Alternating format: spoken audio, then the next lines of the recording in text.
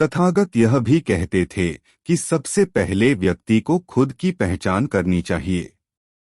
दूसरों की बजाय व्यक्ति खुद के बारे में ज्यादा जानता है। उनका मत था कि बुराई से घृणा करो, बुरे व्यक्ति से नहीं। एक बार की बात है, किसी गांव के पास बहती नदी के किनारे बुद्ध बैठे थे। किनारे पर पत्थरों की भरमार थी, पर छोटी सी वह नदी अपनी तरल धारा के कारण आगे बढ़ती ही जा रही थी। बुद्ध ने विचार किया कि यह छोटी सी नदी अपनी तरलता के कारण कितनों की प्यास बुझाती है, लेकिन भारी भरकम पत्थर एक ही स्थान पर पड़े रहते हैं और दूसरों के मार्ग में बाधक बनते रहते हैं। इस घटना की सीख यह है कि दूसरों के रास्ते में रोड़े अटकाने वाले खुद कभी आगे नहीं बढ़ पाते, परंतु जो दूसरों को सद्भाव और स्नेह देता है वह स्वयं भी आगे बढ़ जाता है।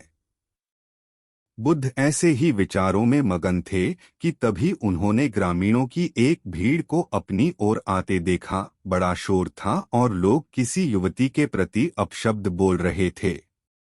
तथागत ने देखा कि लोग एक युवती को घसीटकर ला रहे थे और उसको गाली भी दे रहे थे।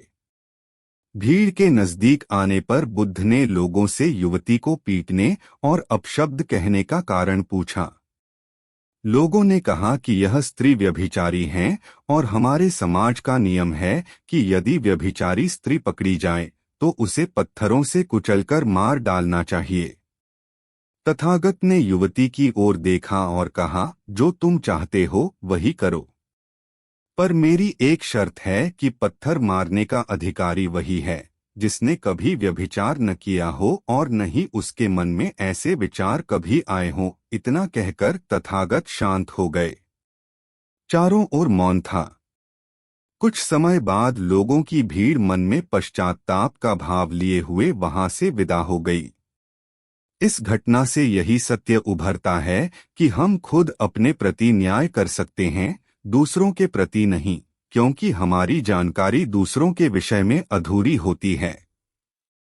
यदि हम किसी के प्रति न्याय करना चाहते हैं तो उसे ऐसा प्यार और स्नेह मिलना चाहिए कि खुद ही अपने दोषों को स्वीकार कर ले और उन्हें पुनः न दोहराने का व्रत ले।